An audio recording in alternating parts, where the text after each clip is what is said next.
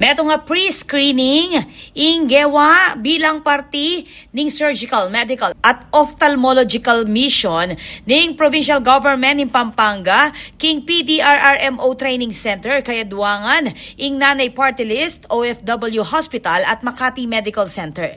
Lalam ning pamanibala dari Governor Lilia Nanay Pineda at Vice Governor Dennis Delta Pineda alus adwandara nakabale na ating miyayaliwang klase ning bukol ing libreng linawe. Reng kwalipikado malyari lang mipailalam king libreng operasyon na makatakda king free surgical mission madibat February 18 hanggang 21. Dinakyan ng Ryan Toquero ning Santo Tomas ing kayang maragula pa salamat kay bat ng may kapagpa-check up libre.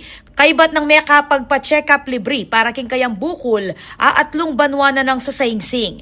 Many muna king aktibidad di Provincial Health Officer Dr. Dax Tidula. Kayabe, i-Executive Assistant for Angelina Blanco, rank personnel ni Provincial Health Office, nanay community workers at rank medical personnel ng Makati Medical Center. Ako po, Patricia Mamangon para king News Force Pampanga. Balitang tutuking Balen, susuyo.